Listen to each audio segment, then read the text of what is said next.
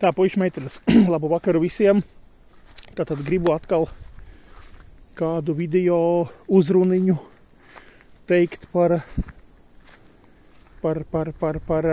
kas tas bija, Jēzus maršs. Joprojām gribu runāt par to, kas briest, rakstīts 14. septembris, sestdiena, briest Jēzus maršs viņiem, jā. Puiši meitenes tagad pēdējā mēneša laikā studējot, skatoties, visi iedziļinoties, kā es ieliku savā šajā Pagano kanālā, man ir video gandrīz ar 900 skatījumiem, kur rakstīts, kā es demonstrēju, kā es runāju mēlēs šito hirā raba. Vairāk jau man nekā nebija. To man tikai spēja debīlie amerikāņi iemācīt šito hirā raba, saki ārā, nu ko tu jūti? Manī ienāca, dziļāk,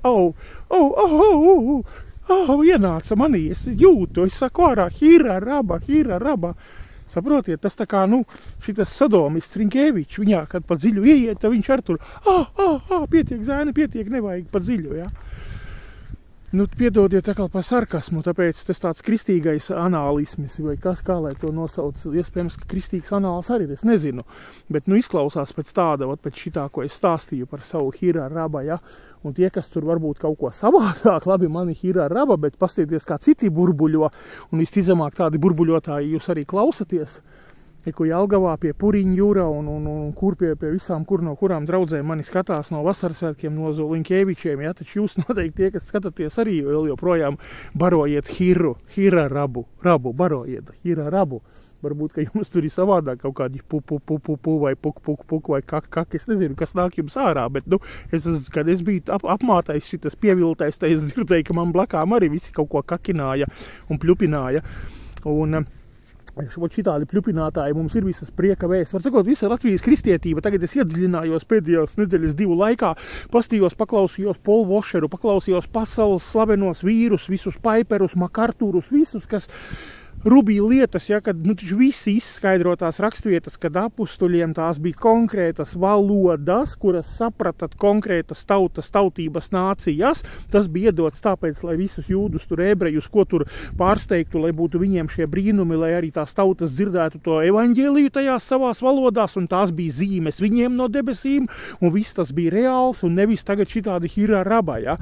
Jo tad es kā es vienu dienu teicu, iztulkojiet, atnākiet, lūdzu, tagad visu laiku es varu stundu, tik man vajag ievilkt telpu, ja. Lūdzu, iztulkojiet, kas ir mans hirā raba, šitā hirā raba, jo tā kā amerikāņi man tur teica kaut kādu saki ārā, man iznāca hirā raba. Tagad lūdzu, tad izstāstiet, kurš apizjana saprot, ko es stāstu, vai ne? Un tagad šitādi visas gleškas, lūkšanu tīkli, visi Artūri un kas tajā ir iesaistīts, nezinu, vecais gleška, jaunais gleška, visi šitie hirā rabas runātāji, tālāk, kā es teicu, Jēziņa pieņēmēji, ja raksti mums nemāca nekādu Jēziņu pieņemt raksti, saka, ja tu nepiedzimsi no augšienes, tad jābūt šim procesam, ja, tu nesaredzēsi Dieva valstību, ne šeit uz zemes, ne tu viņā ieiesi, nekas nenotiksies, bez piedzimšanas no augšienes, ja.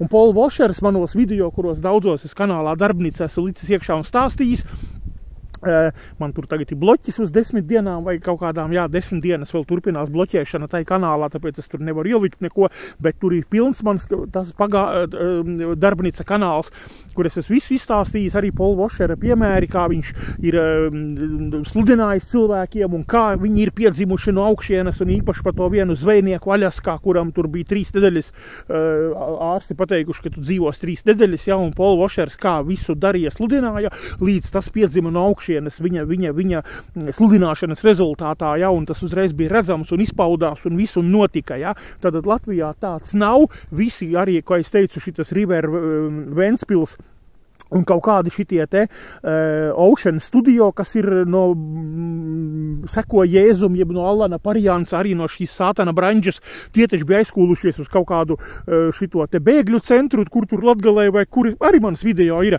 kad šie tur paņēma vienu muhamedāni un, tu gribi Jēziņu muhamedāns tur, es nezinu, kā viņu tur pierunāja, un tas beigās apmēram laikam teicis jā, un šī meitene baigi tur lepni paziņo, un šis tagad pieņēma Jēziņu, un šis pieņēma, arī, ko mēs lūdzam par kāju, un kā gāju, dziedināju, un reku viss, klausieties, mīļie cilvēki,